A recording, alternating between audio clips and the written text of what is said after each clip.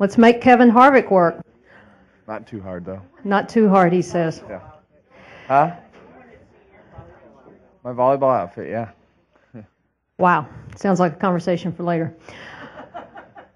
Our NASCAR Sprint Cup Series points leader comes back to Daytona, a place he knows well and does well at. Big weekend for you. Let's start off there.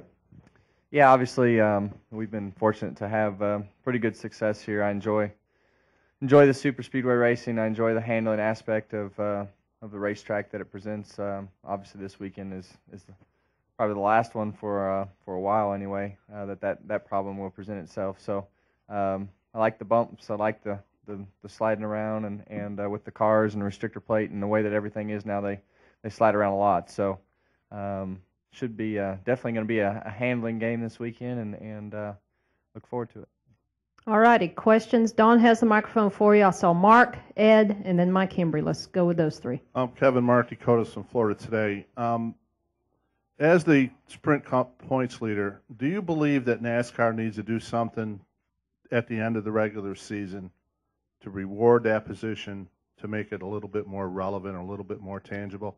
And then secondly, as a former nationwide champion, can you talk a little bit about how the new car is going to help the identity of that series? Thank you. Yeah, I think when you have a good first 26 races, I agree with you, and I think that those conversations have come up in the team NASCAR meetings and just drawing some importance to trying to get into that position and having it mean something. But it is what it is, and we have to go out and try to win another race or two before the chase starts. But in the end, you're looking at a deficit that whether it's 40 points like it is today, or it's 20 points or 10 points or 50 points or whatever it is, we just got to keep doing the same things that we're doing. We've run, what is this, the 18th race, and the consistency in the top fives. The top fives are really what have put us where we are, and making bad days into decent days is what you got to do when it's crunch time at the end. And really, in the end, it's all about timing. You can do whatever you want in the first part of the season. The main objective is to get your cars situated and your team situated, and get to where you think that you're the most competitive by the last 10. But you can win all the races and do all the things you want to do in the regular season. And if you don't make it happen in the last 10, it really doesn't matter. So, hopefully that's when we can get it going the best and keep doing the things that we're also doing right now.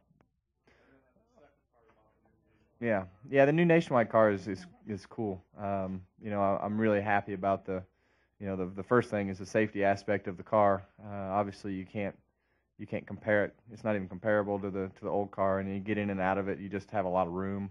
The cars are easy to build. Once you get your foundation set up of your grids and all the things that templates that go with it, the cars are actually, we can build them in 4 or 5 days. So you can buy a lot of the pieces and parts already pre-made.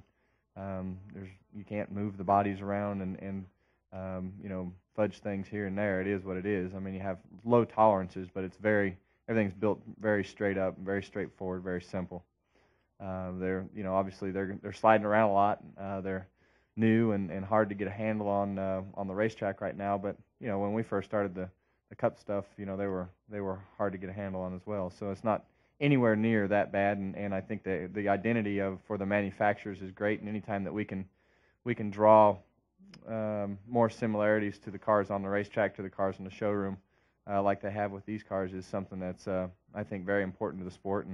And the cars, they just look really cool. So that's great for a sport that revolves around cool cars. Ed, excuse me, Ed Hinton, ESPN.com. Kevin, when you look back to this Talladega race you won this last time, and how all the record passing, record lead changes, leaders, and all that, then you bring that spoiler package here to a tighter, narrower, like you say, bumpier track.